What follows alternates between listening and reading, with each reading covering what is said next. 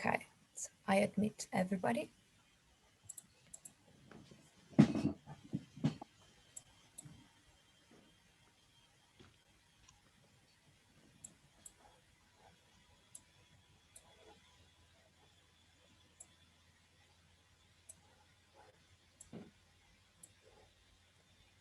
Good morning, everybody, and welcome to this second Decide webinar. I'm Silvia Salini. I'm an officer at ICLE, Local Government for Sustainability in the Sustainable Resources and Climate Resilience team. And I'm really pleased to kick off this absolutely timely and of course on purpose second webinar organized by the Decide project.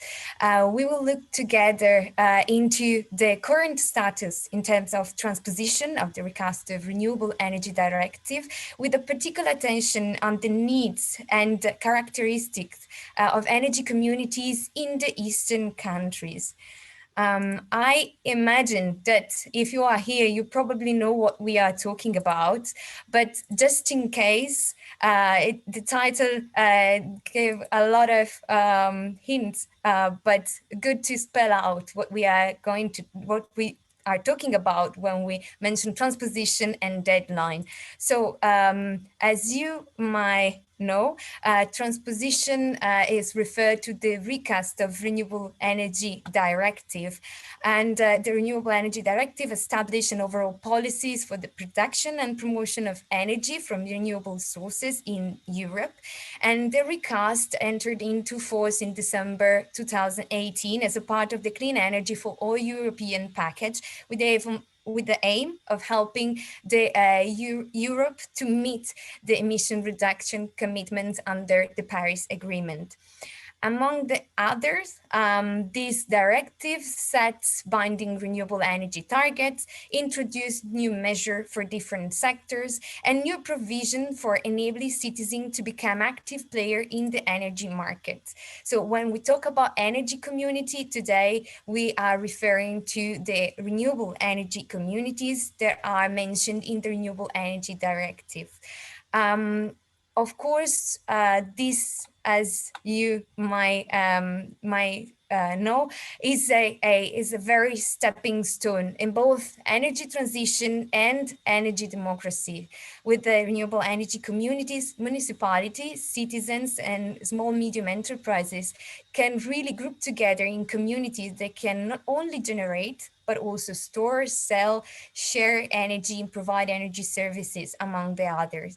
Of course, these all wonderful actions can be possible only if the big steps that have been made at EU level are also taken by each single member state with this transposition, so translating the European directive in the national law. This transposition deadline was this Wednesday on the 30th of July 2021, and therefore here the need to organize this webinar, the will to see how actually member states have been doing this, and we'll hear about this later from colleagues, but also hearing the voices on the ground from different experiences in some of the Eastern European countries. Those are really exciting times, not only for who follows policy, energy development, or who works in the energy sector, but really exciting time for all Europeans that now have possibility to really participate in the energy market. So before going further, one last mention, of course, the transposition deadline, as said, is regarding the Renewable Energy Directive, but we cannot forget about another very important deadline that was last December, with the ask for member states to transpose the Internal Electricity Market Directive. And this is because in that law, there are mention of a similar somehow entity, legal entity, which is the citizen energy communities. Different in some part, but sharing with the Renewable Energy energy community the same aims that you see on the screen to provide environmental, economic, and social community benefits, which is very important and shows the real will from also the European level to approach energy transition in a very holistic manner. So before getting into the topic, a few housekeeping. First of all, the session is recorded, and I saw there was already questions in the chat box. Indeed, the recording will be shared. Any question or comment, please make use of the chat box as you already did, so great to see. We are going to have plenty of room for discussion. In that case, if you wish to ask something directly and speak up, you can raise your hand and we can unmute you. And in general, please feel free to engage and make this conversation lively. A quick outlook in the agenda. I will shortly, I will pass the floor to Lucia Rakocevic from Thinky, which is the coordinator of the DECIDE project, to let us know a little bit what is the project about and how it's linked with the topic that we are going to discuss today. Then our colleague from the DECIDE project, Andreas Turk, from Humanism Research, will present us an overview of the transposition of this EU directive across EU member states. A quick question and answer session before going to see how actually this is working and how it could potentially work in the future in some Eastern countries. We have the assistant professor, Maria Trifonova from the Sofia University. They will present the results of research on social acceptance of renewable energy. Then we'll have Jiri Karasic from Seven in Czech Republic. They will give some perspective from their country. And finally, Goran Čačić from the Green Energy Cooperative that will take us in Croatia and explain how is it looking like the regulatory framework there. So a lot of elements, a lot of inputs. So with no further hesitation, I will then invite the colleague Lucia Rakocevic to take the floor. Lucia? Thank you, Sylvia. Welcome, everybody. Thank you for joining us for this workshop. I will take a few minutes just to explain what DECIDE project is from the regulatory point of view, what we're doing within DECIDE. What DECIDE stands for is, please, next slide.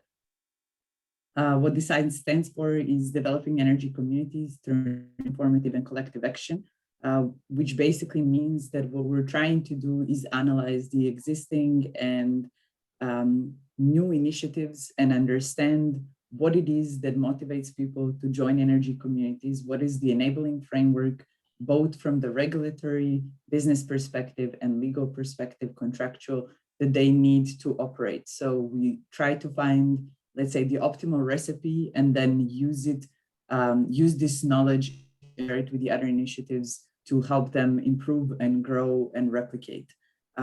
Please, next slide. In DECIDE, we have 7 pilots currently, and we're introducing another 11 replicants. And until the end of the project, we're planning to have overall 30 replicants. And the idea is that through our pilots and the replicants, we see how this is done on the ground. Yeah, what are the issues and the barriers that they're facing? What are some of the opportunities that they're seeing? And among themselves, exchanging knowledge and seeing what are some of the recipes that work. With the replicants, we also try to expand a bit our coverage of the European Union, and we'll try to do that with the future replicants as well. Now, coming to the regulatory aspect, if you can please go to the next slide. What we try to do there, as I mentioned, is through working with the replicants and the pilots, but also looking into what is the literature out there, what is happening right now in EU. As we've heard, the regulation for both renewable energy communities and citizen energy communities and energy sharing is being developed in different countries in a different way. So we try to see how this is relevant to the existing initiatives. How can this support existing or emerging business models? What are some of the contracts that are needed? What are citizens need at the end?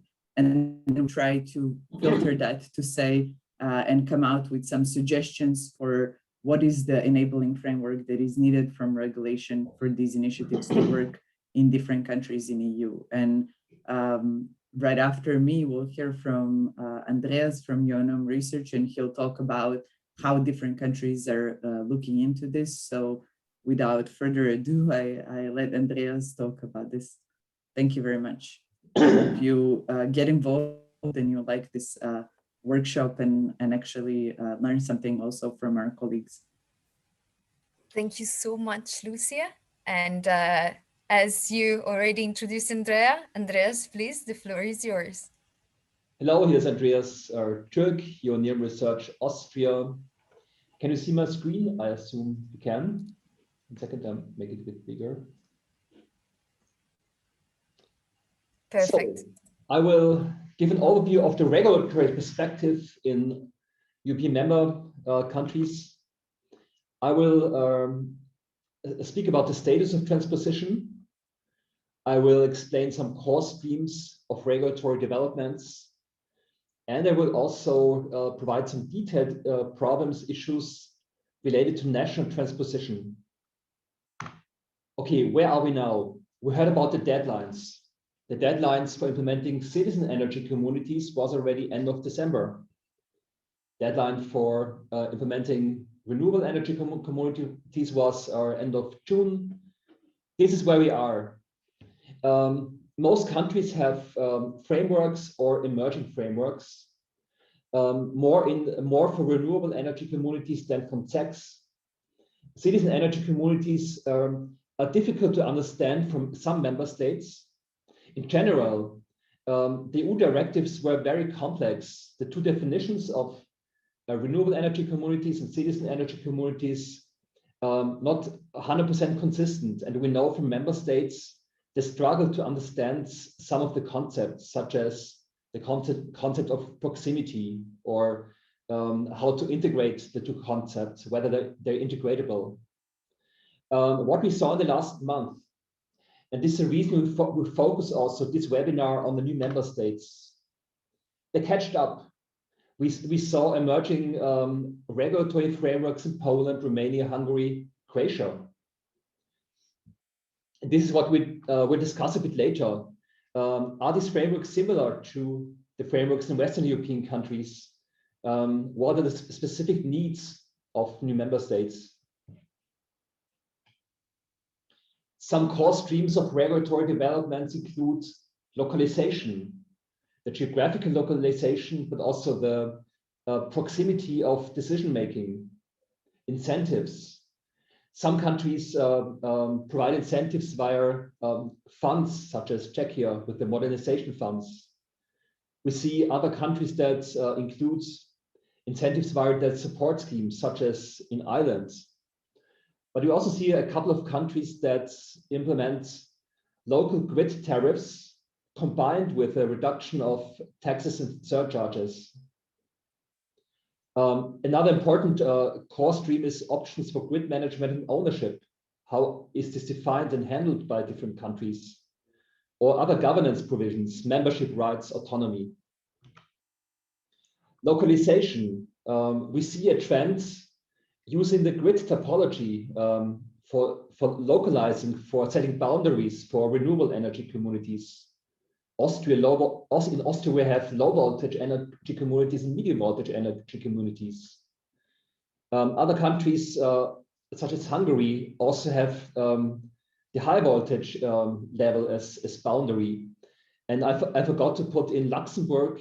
Luxembourg has also the high voltage level as boundary. And for this reason, Luxembourg will not implement citizen energy communities because they already implemented renewable energy communities that cover the entire of this very small country.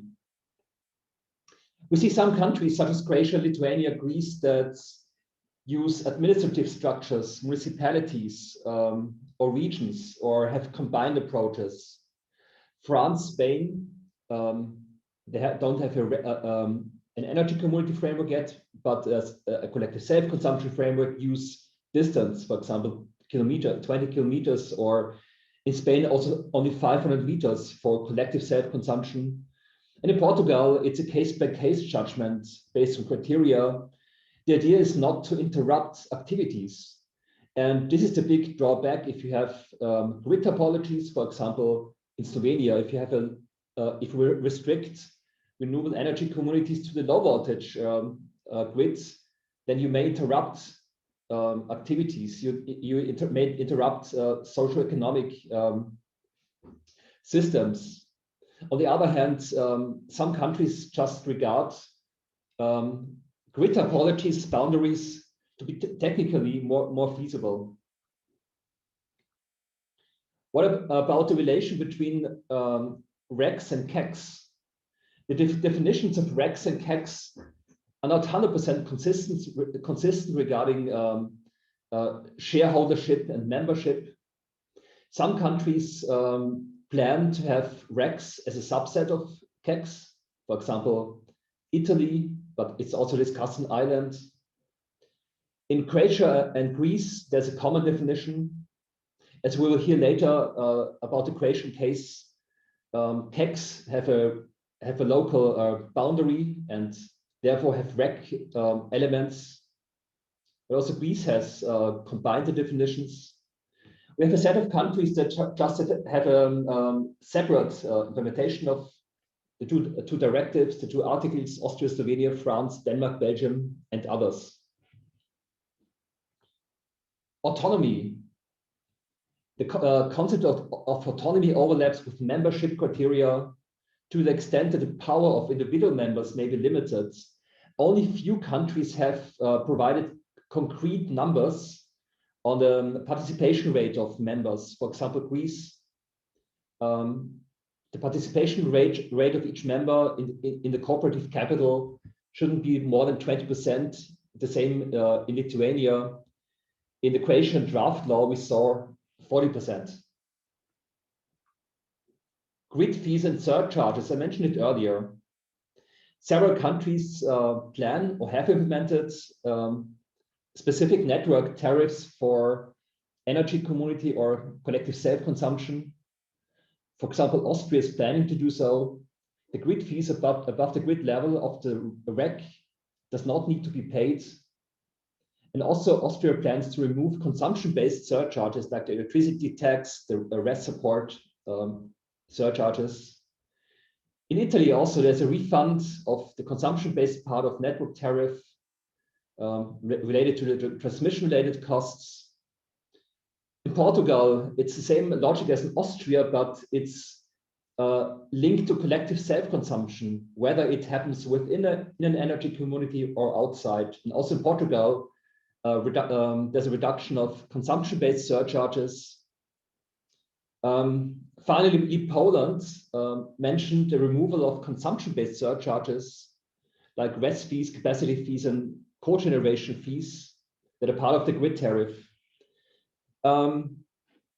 This is a way to incentivize energy communities. However, setting specific grid fees for energy communities need to be cost reflective. And this is also an EU provision to set cost reflective network tariffs. Changing other tariff elements is rather incentivizing the deployment of energy communities.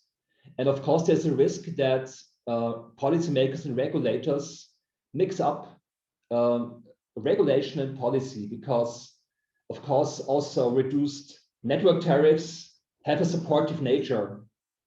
And to really keep this separate, regulation on the one hand and policy is challenging for many countries, and countries that have decided to implement network tariffs are slowing down now because they see the challenges, such as in Austria. We wanted to set this network tariffs last year already, but it's still not decided because we see how complex it is to interfere in the tariff system. Organizational form. Several member states list a range of options such as associations, cooperatives, partnership, cooperation, housing owners, or similar legal bodies, but there's a trend towards the cooperative form of organization we see Poland, Greece, and Slovenia that mandate energy communities to become cooperatives. And Slovenia requires citizen energy communities to be defined as cooperatives because the Slovenian government mentions this is the only way to really protect consumer rights. Sharing concept over the public grids still not decided in many countries. Physical versus virtual sharing. In Greece, virtual net metering is the core of energy sharing implementation. Net metering, netting between the generated energy from a renewable installation and the consumed energy of one or more consumption points. Also in Italy, virtual sharing mechanisms will be implemented. Denmark plans to handle sharing via established market processes based on the guarantees of origin system. And in many countries, such as Austria, it's still not very clear. Energy poverty. Energy poverty in principle was one of the main aims also of the clean energy package to implement energy communities. There was little attention in the last years. Only Greece has concrete provisions to tackle energy poverty, but it seems to be important in the new member states. And we can discuss this also later. And we see that it's in general getting more attention in many member states. One example is only Portugal that plans in the context of the recovery program and resilience plan to allocate at least 300 million euros to energy efficiency actions in residential buildings with a focus on low-income households in energy poverty. And 35 million euros will be used to implement collective self-consumption projects and renewable energy communities with a focus on mitigating energy poverty. We saw that several countries have already regulatory frameworks for renewables or citizen energy communities. Others have drafts. But now it's a time that countries and stakeholders, actors, really discuss concrete barriers. And so many barriers popped up that were not expected. And I will, in the next two slides, I will outline, in the next two last slides, I will outline some of these barriers. One topic that is being discussed in several European countries is ownership of production assets. In Austria, also third parties may own assets, and we wonder whether this really corresponds to the provisions of the clean energy package.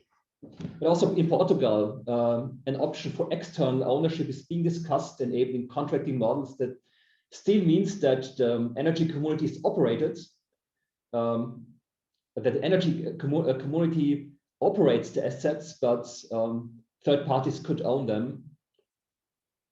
Another topic that is being discussed in several member states is the data availability. DSOs provide smart meter status often only one day later.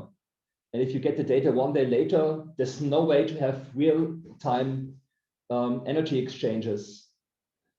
And in Belgium, there's a plan that the smart meters have an interface. Energy communities can read out the data, but they have to pay for this infrastructure themselves.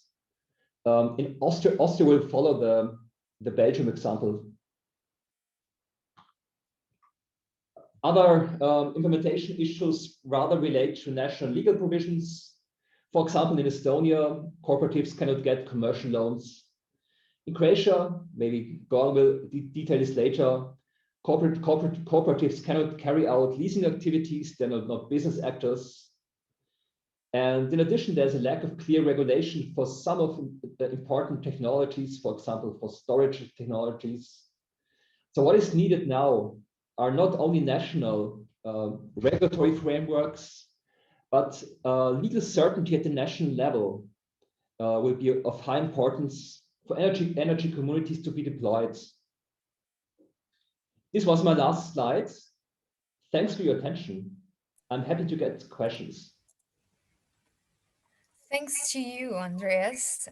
Very, very intense and dense presentation. I see that there is a question for you.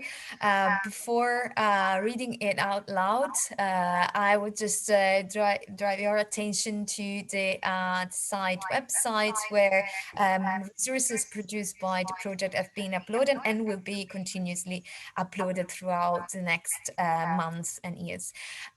So we received a question from Thomas, who is talking about the Belgium example, saying that the general framework has been implemented, but the current legislation does not allow or only allow for the implementation of the renewable energy communities in practice, since some essential aspects still need to be discussed with the regulator, governments, and DSOs. When you consider the status of transposition, this is the question, on which criteria do you consider transposition, from when? I should have mentioned this earlier, but what means transposition? Some countries have very generic frameworks, others already have very concrete plans.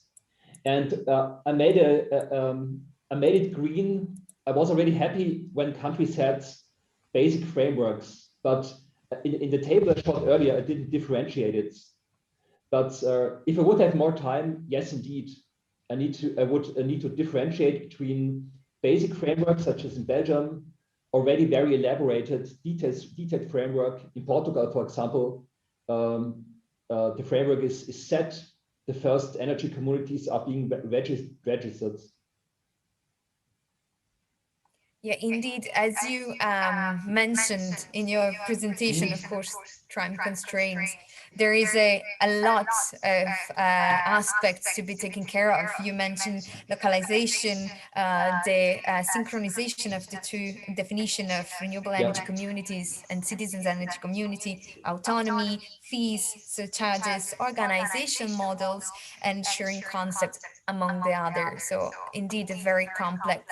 But to finalize this question, unfortunately, Portugal is the exception, and most countries still have rather generic frameworks with details still to be discussed and to be fixed and set in subsequent regulations. So big applause for Portugal that has been doing such a great job. And actually, since now we have here the opportunity to travel a little bit with our other invited speakers, I will then ask the first of them to take us through this journey on the Eastern countries and see more in detail how things developed in the area. So I will invite Assistant Professor Maria Trifonova from the Sofia University to share her screen.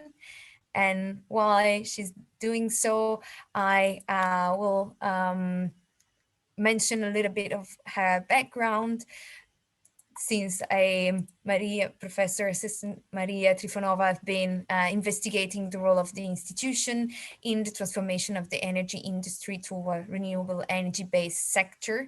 And specifically, she will introduce us to the results of investigation that have been conducted in the last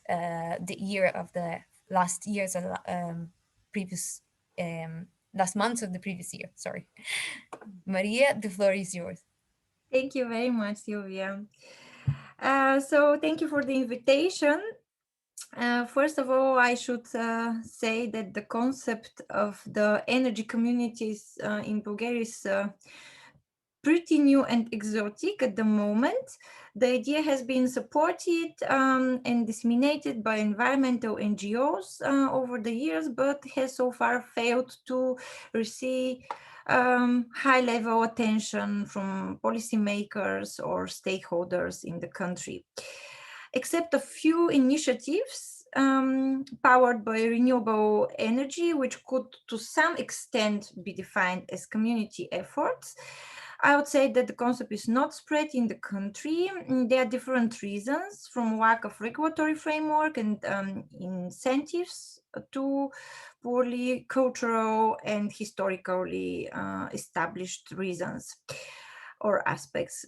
So in a research, in a survey on the social acceptance of renewable energy sources that has been conducted at the end of last year in December, and also in the beginning of 2021, I've been closer looking at the attitudes of Bulgarian citizens towards renewable energy technologies and their readiness to engage themselves in different supportive actions for higher low carbon energy diffusion. So today I would like to share some of the results from this national representative survey, which I think are important for our discussion. So as we all know that one of the elements of the definition of energy community projects is the use of decentralized renewable energy sources. So the national survey found high levels of general approval for renewable energy in Bulgaria. However, having in mind that these technologies or the technologies for production of wind and solar energy have been developing in Bulgaria for more than 15 years now, citizens show low levels of awareness and knowledge when asked for each of the listed technological alternatives for utilization of renewable energy in the country. So only 20% of the respondents feel themselves to any extent informed about wind and solar. And only for wind energy, these answers are associated with the materialization of the technology, meaning that in regions with more installed wind energy capacity, people are more knowledgeable about the technology. We couldn't find such kind of connection concerning the solar technology. So the second thing is that participants in this survey associate renewable energy and green technologies mainly with their environmental benefits. So their potential contribution to the economic development of a region or the local community has not yet been recognized and is not considered as an opportunity for individual investment. So when asked whether they are planning an investment in renewable energy in the coming 2 years for different energy needs, such as self-provision of electricity or heating or mobility, only 6 to 10% responded positively. And most of the respondents share that they are planning investment in alternative energy solutions for heating needs. Which is more serious is that the share of the citizens who said we don't know or we can't judge is really high, about 1/4 to 1/5 of all the answers. Then something which I think is also important, that statistical analysis of the survey data shows that the public acceptability of low carbon technologies and the perceived benefits such as perceived contribution of renewable energy to environmental protection and the fight against climate change are most significant factors in the decision of citizens to commit to financially support policies for more comprehensive deployment of these technologies. And another factor is the feeling of citizens that the responsible administrative authorities can gain citizens' trust. So overall, the lack of trust in society is an important obstacle for citizens' desire to join energy community projects, and we will see this in the next slide. Interesting finding here is also that social demographic factors such as education and age are also found to be significant, statistically significant for the citizens' decision to financially support higher RES deployment, but not income. So income we didn't show to be statistically significant. So we also asked respondents if they would join an energy cooperative. So the leading reasons for their decisions or their desire to be to join such an initiative is to be independent of electricity distribution companies and large energy companies. So 33% say they would join such an initiative, energy community project, and 43% of those willing to participate say that this is the main reason to do it. Then the ability to save energy cost is another reason, and the consumption of clean energy is very important for 50% of the one who would join such an initiative. In the first place, among the factors that deter more 66 or 67% of respondents from investing in energy cooperative is the lack of financial resources. Currently, our country lacks financial models and instruments to provide financial resources under preferential terms to citizens' projects. And it's also very difficult to find such a financing from private bankings. 1/3 of those who don't want to be part of energy community say that they have concerns about the association, or they just do not trust such kind of common initiatives.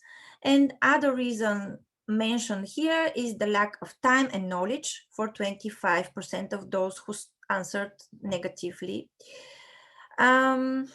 And also the complicated administrative procedures would stop 20% of respondents who don't show interest in such kind of common model. Then we also asked the Bulgarian citizens participating in this survey which economic actors, in their opinion, should initiate the creation of energy communities. 54% of the respondents believe that the local government should be a leader in the establishment of energy cooperatives on its territory, followed by large energy companies. And this answer is kind of contradictory given that the desire for independence from energy companies was cited by a large number of respondents. In fourth place here, selected by 24% of respondents, are civil association as potential initiator of energy community. And then, as you know, and it was mentioned, Greece is a good example for a country implementing energy community initiatives to cope with energy poverty. We also asked people, would they approve a municipal project to build an energy community benefiting energy poor?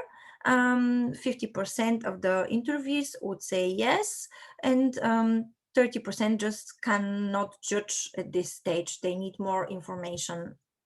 And for them, this is probably something completely new.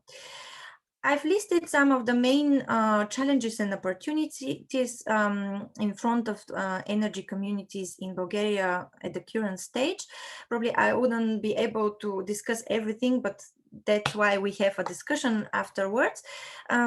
Just a few remarks. The combination of factors, including the lack of support, lack of awareness, and also a clear governing framework for energy communities represent main challenges here. The survey data show that in addition to determining the legal status of energy cooperatives, their introduction should be also supported by serious information campaign, adaptation of financial instruments, and also legal relations or regulating the relations between participants so that we can cope with this public distrust. Unfortunately, we see that the idea of citizens' energy is under-prioritized by the Bulgarian governance. And the main proof for this is that the RES directive is not implemented after the deadline. And all the energy projects proposed in the facilities under the EU Green Deal umbrella foresee again mega projects without citizens' participation. The role of the municipalities is very important. They can spearhead energy community projects and invite local citizens and small businesses. And the experience and the mechanisms for collaboration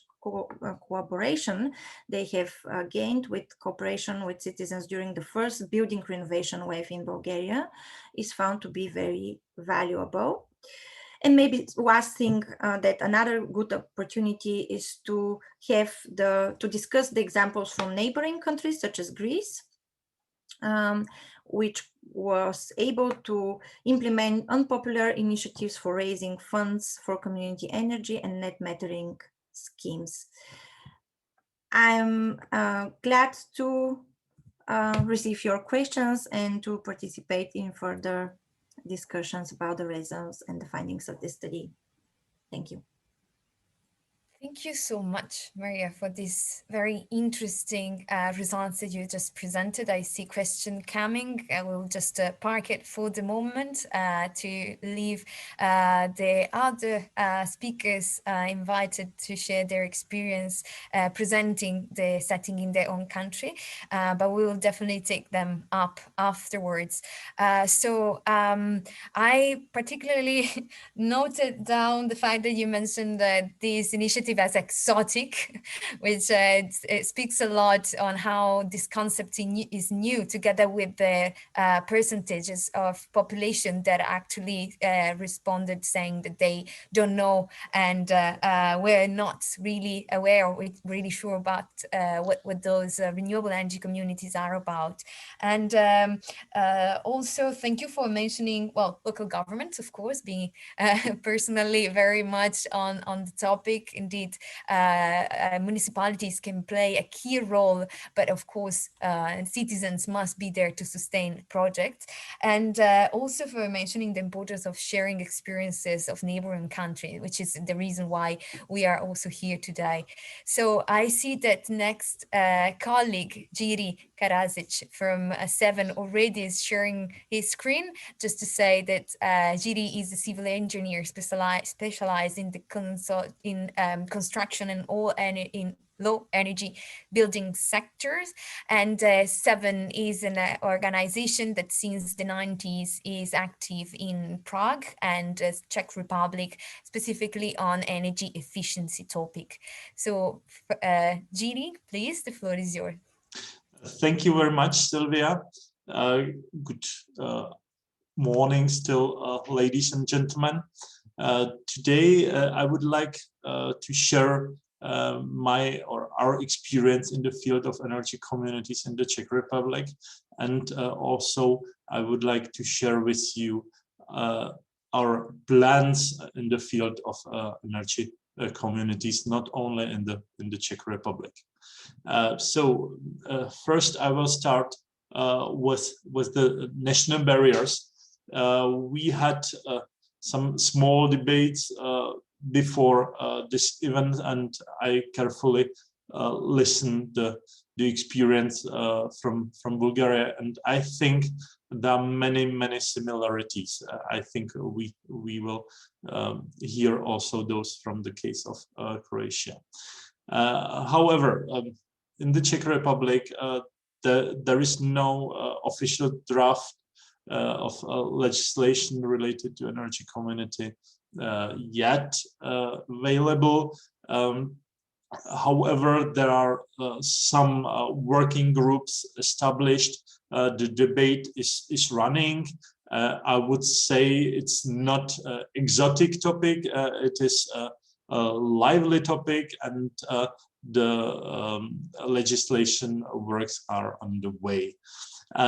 Talking about discussions, the national discussions, we can talk about lower distribution tariffs for so-called Germany meter storm models. So then putting the debate into the law and into national decrees, and then the question is about legal entities. What kind of legal entities should be introduced in the field, and what will be their role in electricity market, including role of a national regulator. Now I would like to switch to our upcoming or current activities within our colleagues from the region of Southern Europe, Eastern Europe. We would like to work intensively in the field of energy communities. We would like to introduce national models for systematic multi-level communication and engagement campaign in the field of building renovation and energy communities. Secondly, we will work on policy recommendation and feasibility studies for energy communities in specifically 3 municipalities, smaller one, mid-size, and larger one, because the situation might be slightly different. Talking about second part of the congregate project, our colleagues in Bulgaria, Romania, and Croatia will work on long-term renovation strategies linked with topic of energy poverty and vulnerable consumers. So there will be a clear link between energy communities and topic of vulnerable consumers. What is the approach? We are starting from solutions. This is in the middle of this diagram. I hope it is understandable. This will be developed by an effect in Bulgaria, 7 in the Czech Republic, and INZEP in Greece. And based on that, we will work with the primary targeted actors, which are municipalities in our eyes, and then with the secondary actors, national authorities, construction sector, individual and business prosumers. We have 4 basic goals, 4 basic activities, and currently we are working on set of solutions for renewable energy cooperatives and selection of municipalities to cooperate with on so-called feasibility studies. So this set of solution will be completed, I expect, by autumn, and then we will talk intensively with the main stakeholders. Those are municipalities, and also with the broader group of stakeholders. And we will work with the local or concrete locations for renewable energy or cooperatives and energy cooperatives. Talking about selection of renewables, we have identified photovoltaic heat pumps, biomass and biogas plants together with CHP plants as the most suitable technologies for energy communities and rest communities, and other technical solutions could be also the use of heat recovery. Recently, we introduced a study on solutions for renewable energy cooperatives, or I would say in the situation about those those cooperatives. This is available for Greece, for Bulgaria, and for the Czech Republic, and those solutions will benefit from that. This will be available soon. So what we collected statistical data on existing energy communities, if they are analyzed energy sector, and analyzed case studies, which are city of Prague and city of Litoměřice in the country. We would like to work with town of Přestice, a relatively small municipality with a brave mayor willing to work in the field of energy efficiency. They are famous for their solutions with biogas plant, and we expect that they will be one of our municipalities involved, because we know their energy situation very well. Talking about other examples of initiatives, it's worth to be mentioned city of Prague, where Prague plans really major expansion in the energy cooperative concept.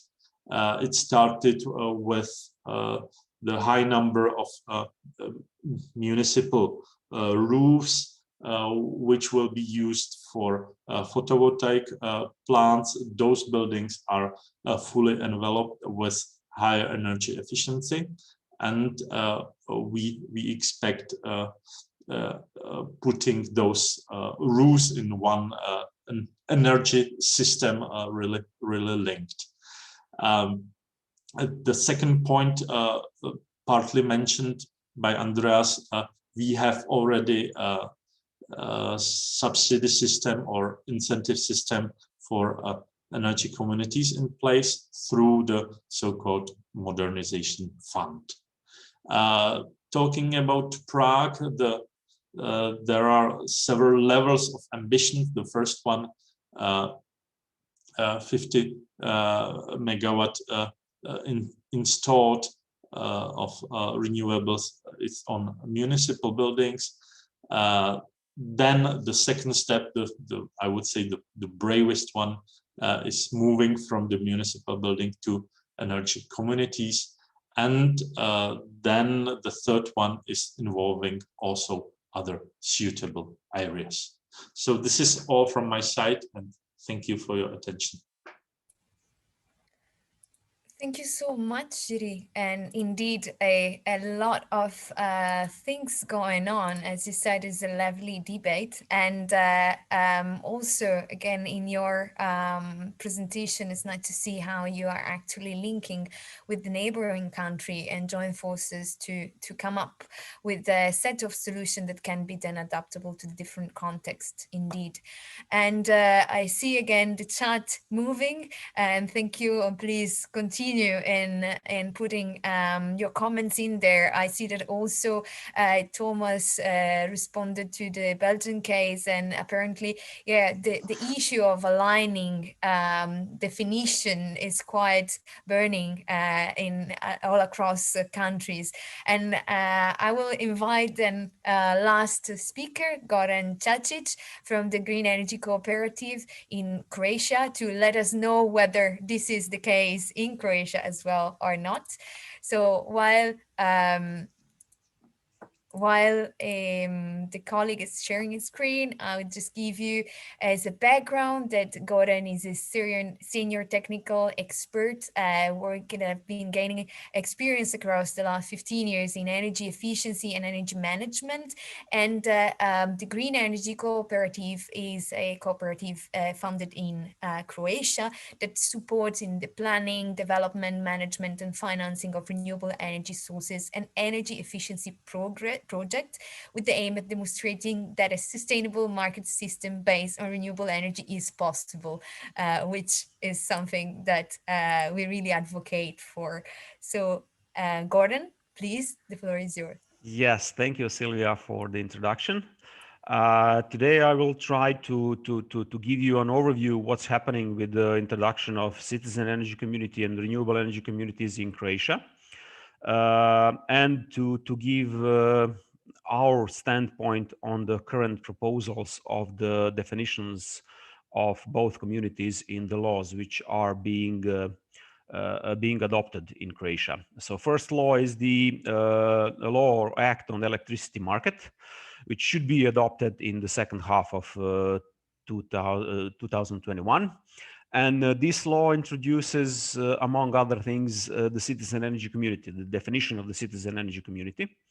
But the description that is given within the law proposal of this citizen energy community, to me and to us in Green Energy Cooperative, looks more similar to renewable energy community than the citizen energy community, because it's quite constrained. It mentions mainly production of electricity from renewable energy sources and sharing of electricity within the citizen energy community. And by the definition of the citizen energy community in the directive, you know, it's much broader scope of activities that citizen energy community could be included in, such as participation in the market, in trading, production of, in general, electricity, not just electricity from renewable energy sources, etc. So basically, with this definition, which is currently in the law, the constraints are much higher than they could be by the direction which directives gives.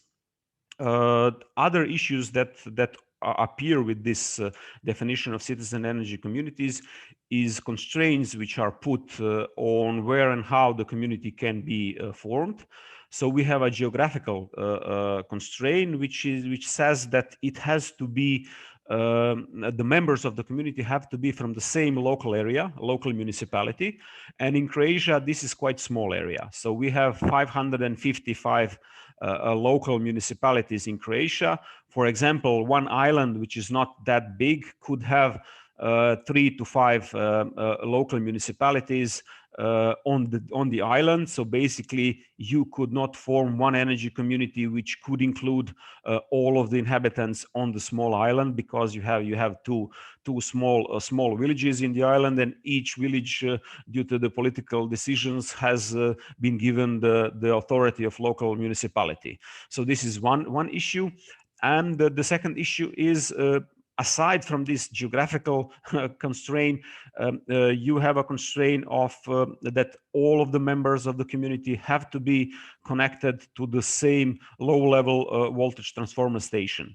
So what does this mean? That in some cases, the network, the distribution network, is not aligned with the municipality. So basically, you have one transformer which goes into two municipalities in some areas, and basically you would not be able to form a community with these two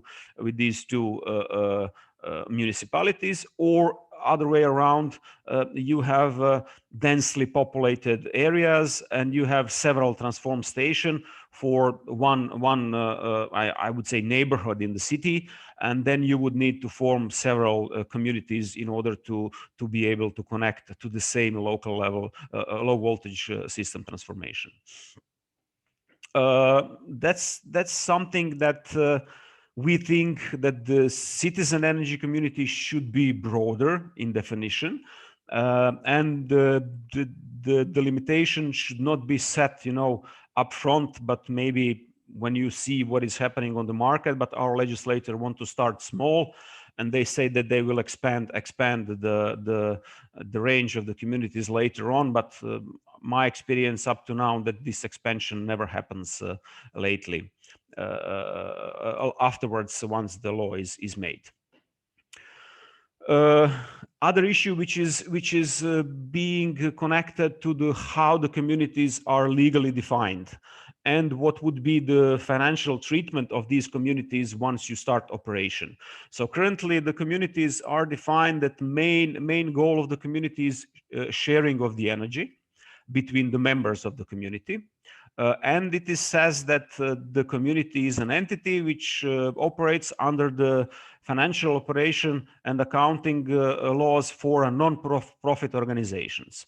So when there was a public discussion about the law, we asked, does this mean that the community has to be a non-for-profit organization?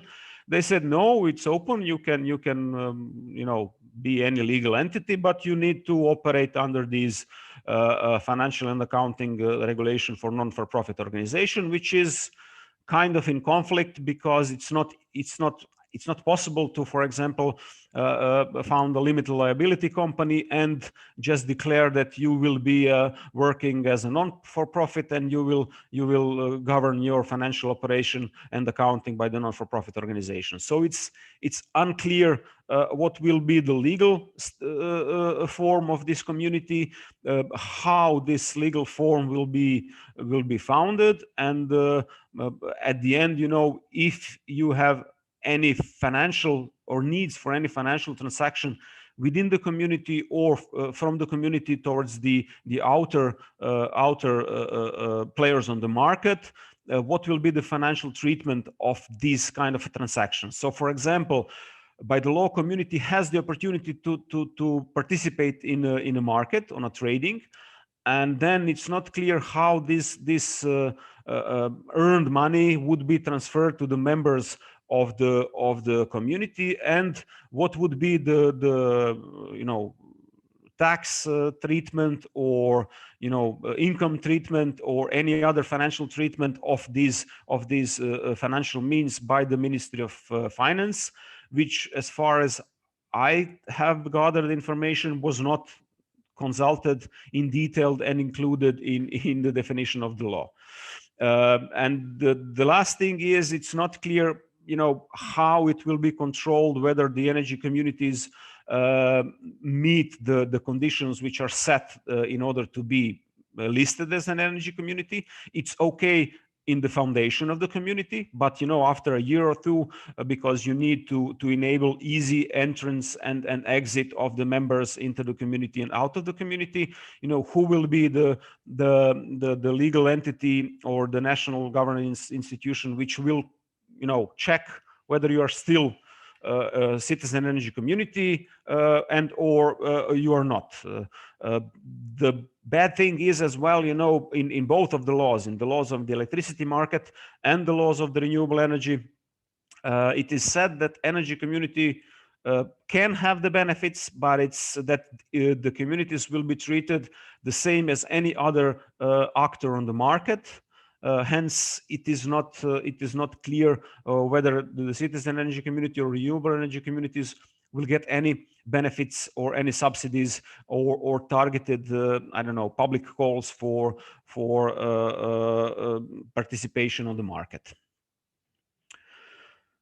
The other thing, which as well is a limitation, and it is, by our opinion, not that good for the energy community, that the total connection power of the production facilities within the energy community must not exceed the 80% of the connection power of the metering points of the members of the community. So this is not that good. Our proposal would be that the connection power in direction of power transmission should only be limited by the technical characteristics of the network in the area where the community is being built. But obviously, our national network operator does not want any additional work to do, and they said, okay, let's put it on the 80%. This is safe let's be on the safe side, that it won't make a significant impact on the network, although in some cases in urban areas the network could accept much higher levels of the production power of the facilities. And regarding the renewable energy communities, we now have the law in the public consultation phase. The new law defines the renewable energy communities as one of or new institution which will be introduced to the market by this law. But the definition of the renewable energy community is basic. Basically, it's just copy-paste from the directive, and it does not provide as well any details on how or what would be the specifics that energy community is is entitled to, or whether it will have any kind of benefits. The law stipulates that the communities are introduced that in the future they could be given some kind of entitlements, but it's said at the end, you know, that they will be treated the same as any other participant on the market. So this definition of a renewable energy community does not bring a lot in practice. The biggest impact could be made in multi-apartment buildings or in densely populated urban areas, where there could be a benefits for the members to join in communities. If, for example, some members have more capacity and more place to install the energy production facilities, and the neighbors around them which are connected to the same transformer station have the need for energy consumption. In these specific cases, this will be beneficial for the communities, but in general, they're just too constrained, and unfortunately, I don't see a lot of improvement considering the current state of the market in Croatia. The limitation for the renewable energy communities within the proposal of the new law, that these renewable energy communities should be only formed for small projects. It says that it's up to 500 kilowatts of installed power. This is as well not too positive for the communities, but okay for the renewable energy communities. I could accept it that okay, we are targeting smaller areas, and as well, you know, you have this connection limitation that it should not exceed 80% of the connection of the meters, which is as well, you know, it should be by the limitation of the network, not you know, arbitrary says, you know, 80% and that's it. And on our practical side, we as a green energy cooperative will continue to push inclusion of the citizens in development, financing, and you know, management of renewable energy projects. Although we don't have you know, positive financial or legislative framework up to now, the interest of individuals, of physical persons exists, at least to invest in these kind of projects. The interest to join some kind of cooperative and community and to actively participate as an entrepreneur in this area is much less. But we are working on education and the raise of knowledge and interest in this in Croatia. So we hope that in following years we will be able to create the first real energy community in Croatia in line with the constraints which are currently put by the law. So thank you for your attention.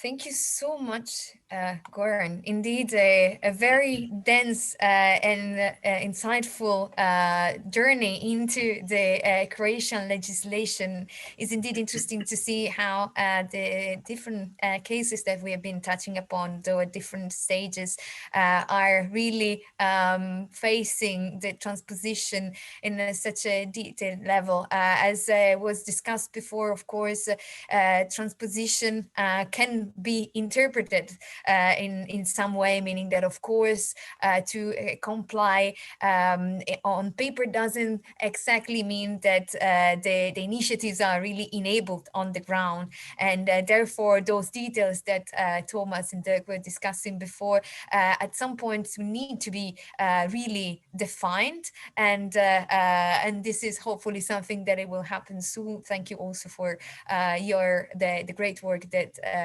your cooperative is doing in Croatia. Now it's time then to open the floor for questions. I see that some are coming, and I will be more than happy to take up to our invited speakers. I would like to start with Maria that gave a very interesting overview of how this type of project are perceived in Bulgaria. And going back actually and linking up with what Goran just said, among their activities, there is this educational part, this raise awareness part among the citizens. I was wondering, from your perspective in Bulgaria, how would you advise local government to act in order to boost this project? So how is possible for the institutional level to reach out the citizens, or do you think that maybe should be the other way around? So rather citizens that have to raise awareness on the, let's say, higher level of governance. Well, we all see how important it is to lift all these regulatory obstacles and to implement new financial models. I'm really concerned with the questions: are citizens prepared for, and are they demanding actually this change and opportunity to actively participate in the future energy system? And cultural aspects such as historically established roles of consumer, and especially in countries like Bulgaria, where the centralized way of thinking and managing the energy system is very well established, the role of consumers to be passive, the gender balance, trust in institutions. These are factors that are not really explicit, and thus making them very difficult to be handled. So first of all, we should know that any kind of previous successful cooperation between citizens or local communities and local administration could be empowering for future activities. So any kind of cooperation between governments and citizens should be promoted, evaluated, and also disseminating among general population. Stakeholder engagement in the process of regional transformation or energy system transition is also, it's currently taking place in all European countries, but it's key actually. So local governance should make sure that the stakeholders are firstly comprehensively identified and included at any stage, but not only in information campaigns, but different ways of involvement should be considered here. And what we see in Bulgaria is that the national energy sector and its future development is still area limited for experts. This is the signal that is given by policymakers also when they are developing future policies. I assume first step is to develop such kind of instruments for community projects, which are also accompanying all the other bigger, larger projects. So when planning, for instance, RES tenders for specific technology, then we should also, or they should also include special design tenders for citizens projects, for instance. And then something which I also mentioned, that local community, not local municipalities, local governance is very important here, but they, especially in Bulgaria, they really need technical assistance, so that they could turn it into one point administrative support entity, and to really have this communication, active communication with citizens as well. Thank you so much. Yes, indeed, an action that should be put forward from several different fronts. And I'm very happy that you mentioned those elements. Of course, we are now discussing about policy development, so having this specific angle, but it's very important not to leave these social element out of the picture. And actually, within the side projects, we also have a strong component of investigation, social elements as driver barriers, and how the communication can actually be best fitted in order to really convey the message and make this option accessible and not looking like impossible or too complicated, or for example, financially difficult to manage. And actually on the finance, I would like to maybe ask you to quickly comment on a question that was raised in the chat. I saw that you already responded, but among the results of the survey, there was this element where people were saying, no, I cannot participate because I don't have the financial means. And Dirk from the chat said, ask actually if you gave them an ideal baseline threshold for citizens to join this possible energy community. So in that survey, we didn't exactly specify the financial resource that they have to invest for such an activity. For other hypothetical projects, we gave exact financial thresholds in order to measure the willingness to pay, but not exactly for energy communities, because still this is something more exotic. But here the answer is more in general terms. They don't see them having some savings for to invest in such kind of initiative. Mm-hmm. Understood. So yeah, definitely communication could be a good way to tackle this this feeling that people will have in Bulgaria, and that will refrain them to join such kind of initiatives. One question that it was also posed in the chat is to Jiri and the experience in the neighbor Czech Republic. And actually, this is also linked to a question that I had myself in listening your presentation, because there was this two examples that you presented. From one side, you have projects ongoing in Prague, so a very big city, capital city, and the actually implementation on a very small village of 8,000 inhabitants. So I would like to hear from your experience how is different to work on this topic in those two different contexts, if there is any out of the two that it's more easy to approach on this. Mm-hmm. Yeah, I think it is a crucial question, because in case of Prague, we have a great opportunity, because there is a support for energy communities by the city council. It's not usual, and we are benefiting from this opportunity right now. So therefore, there is chance to move things forward relatively quickly. However, the process started several years ago.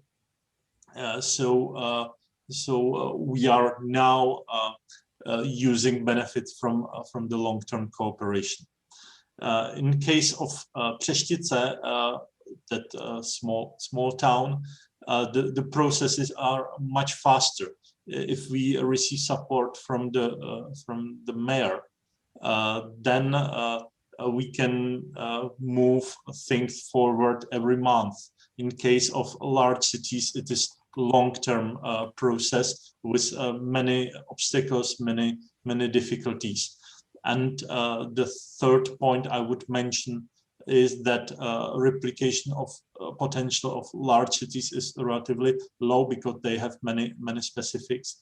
In case of small towns, we have 129 municipalities, over 10,000 inhabitants, but in total 6,400 municipalities in the country. So the replication potential is huge. Indeed, and thank you also for mentioning the political support that is key in order to really make those options viable indeed. And also I was wondering, so you mentioned in the project is also dealing with a topic, a very important topic of energy poverty. And looking at the Eastern country, of course, not only, but in Europe, many of them are still relying on fossil fuel. And together with the access of citizens in the energy market and the boost of renewable energy, there is also on the other hand side a great work on supporting member states in phasing out coal and fossil fuel based activities. So I was wondering, in your perspective and from your experience, is this renewable energy very an actual and concrete opportunity to make this transition happening? Exactly, I completely agree with you. It's a huge opportunity if we pass the process of legal framework. I would say market certainty.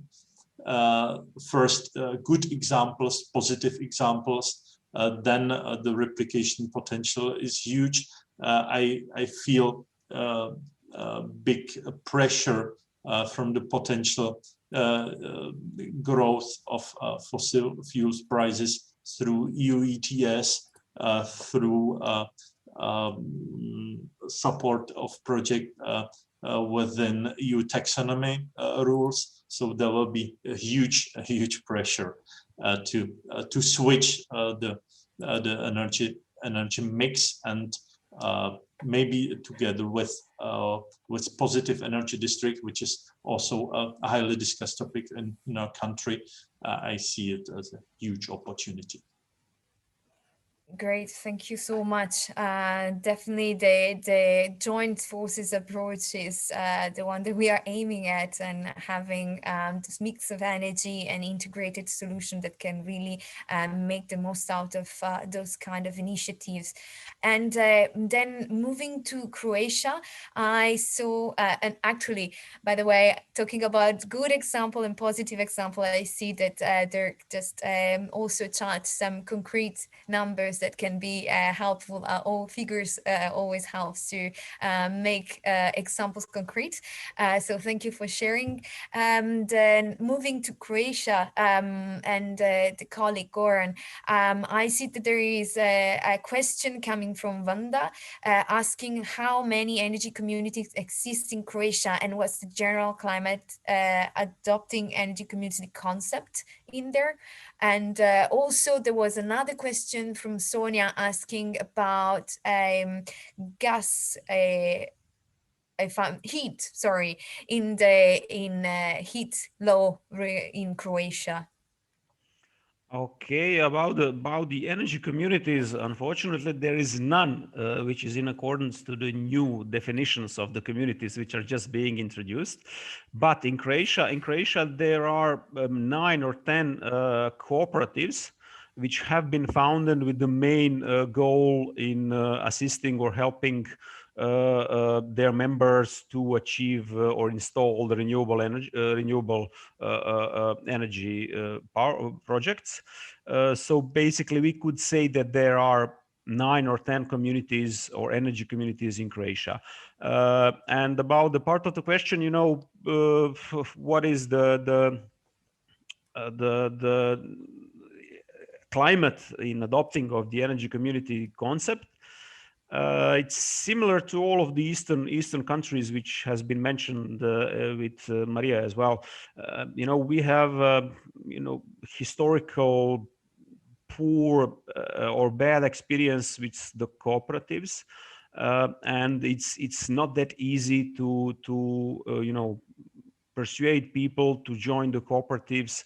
They don't see the clear financial or technical benefits of this, and they are afraid that the history will repeat itself and that they will somehow lose their investment or whatever they are putting into the community, or that they will, you know, need to input more effort into the community and somebody else will not. So this is something that we are working on. There is interest, for example, in investment in renewable energy projects. We as a cooperative have implemented 2 projects where we allowed citizens to be investors in renewable projects in Croatia. We had 80 investors. Return rate or profits was 3.5 to 4%. And we had investment of roughly maybe 70,000 euros, and the interest was for 150,000 euros, which was expressed. So basically, people are they know about the opportunities, they know about renewable energy sources, which are as a topic, and they are interested in investing the money they have, which is standing somewhere on the bank accounts or wherever. When needing to go into the cooperatives and be some kind of entrepreneur, that's not that big an interest of citizens, of people.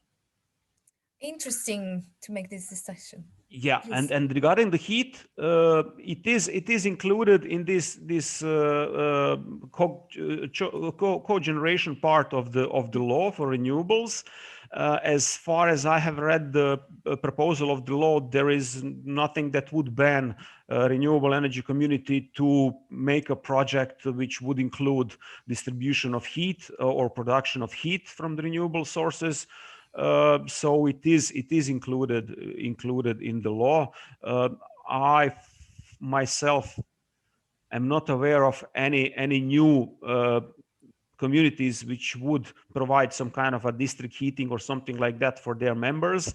It is similar to the issue with the communities in general or cooperatives in general. The people are not so confident that this joint community would be beneficial for them, because they had bad experiences with this local district heatings of several buildings or several multi-apartment buildings in history, where they were paying quite high amounts for a poor quality of heating, and now they are just like, no, I don't want to be the pioneer in this kind of area. So, but again, this is something that needs to be worked upon, and I think that it will change in future.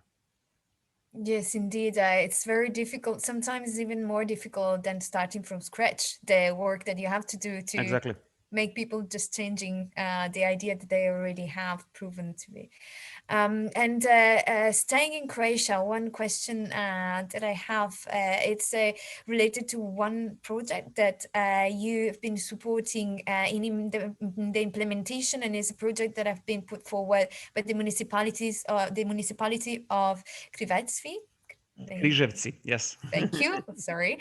And it's interesting that you mentioned that there are no renewable energy communities by the definition. And actually, this is also the reason why in the DECIDE project, we decided to embrace the larger definition of energy collective action, exactly because in some countries, this is the best definition available in order to mention those kind of initiatives.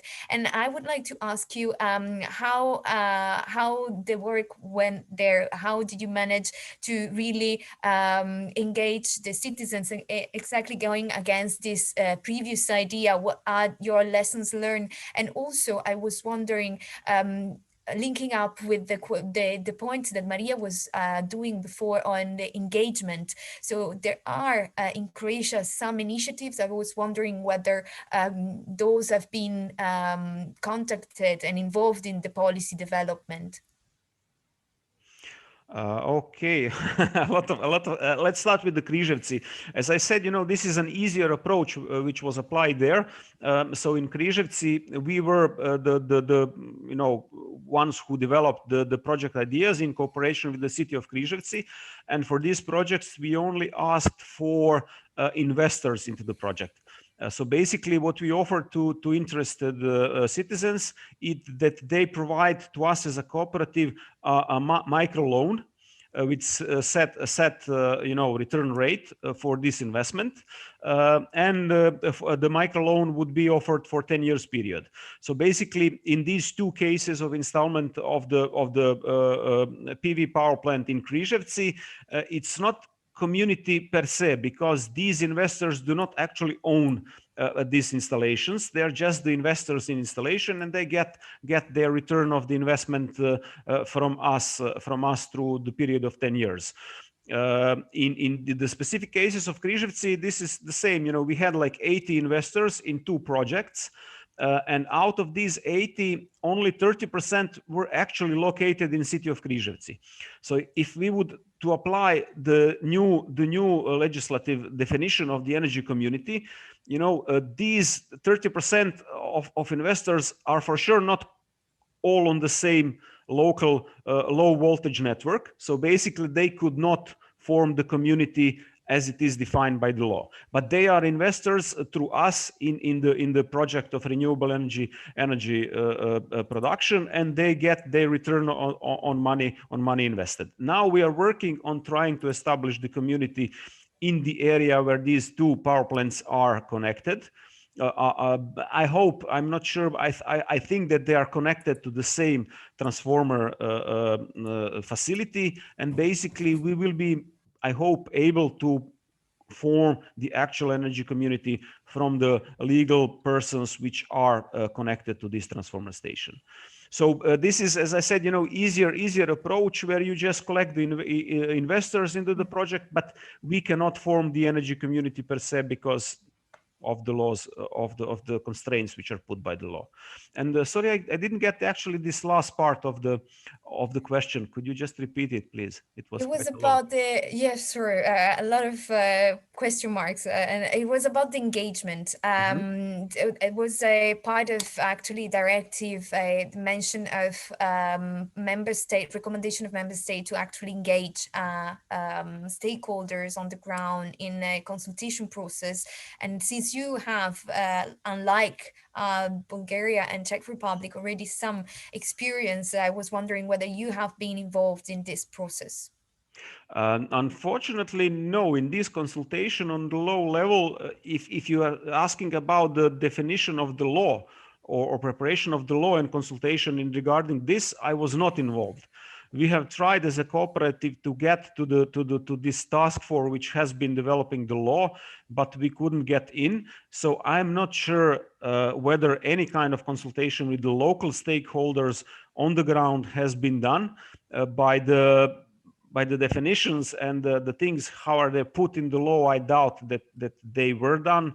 And the comments that we made, the entire community of the institutions and companies and cooperatives which are working on the ground level, we all joined and make our comments on the law, and the majority of them, I would say all of them, were not accepted, and the law goes as it was proposed. So this communication to the low level does not go as good as it should. Mm-hmm. I see Maria nodding from the Bulgarian side, so I guess that this is a common issue, unfortunately. I would like to take the positive angle, and I hope that, as you were saying also in the presentation, the Croatian government went for a more shy approach, and hopefully they will really open up further while the initiatives rolls out and they can actually see the benefit of it.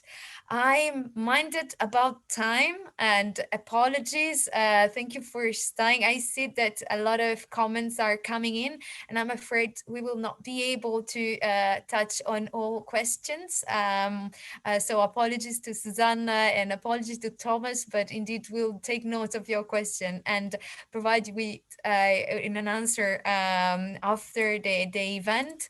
I would like to ask the speakers if they have any last final notes, Andreas included, of course, before closing the meeting. Okay, maybe I can just comment. I've seen the comment of Thomas in the chat, and he said but that maybe not everybody is skilled to be in the community. I for sure 100% agree with this, and I think that this part of raising the knowledge of the participant in the communities is extremely important in order for community to work, and this is something that we will be pushing as a green energy cooperative in Croatia. Regarding this small step that our government is taking towards the energy community, we will be trying to push them from behind to make a bigger steps as well. If from below, we will try to implement the communities in practice and then see what will be the response from the legislator, from the system operators, from everybody else, about what can be done or cannot be done. This is something that we have to do. Otherwise, if we wait for the ideal conditions regulatorily or indeed ideal conditions knowledge-wise, we wouldn't be doing anything on the ground.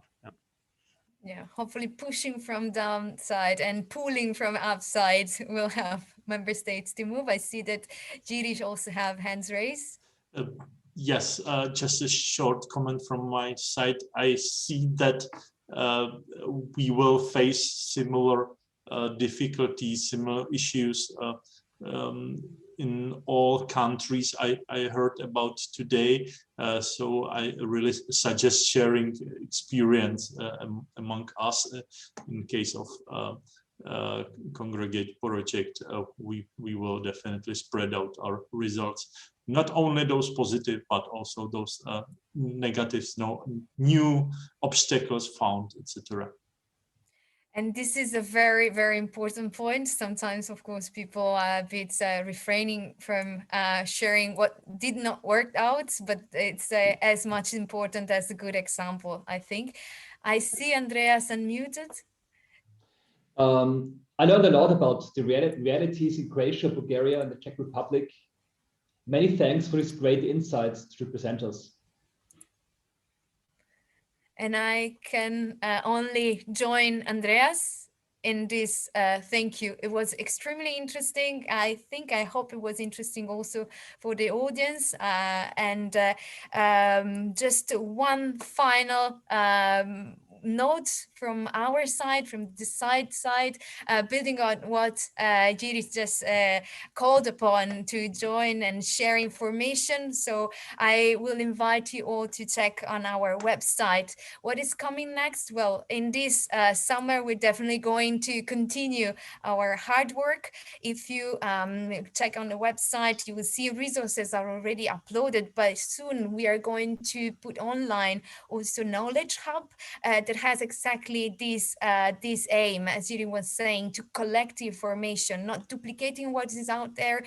There are a lot of case studies, examples, and reports already produced, but many times they are a bit dispersed. So we are going to try to get the most and collect them all in this Knowledge Hub. So I invite you to check out our website for this, as well as for other webinars and workshops that we are going to organize. Next one is already planned for mid-September, and more information are coming soon.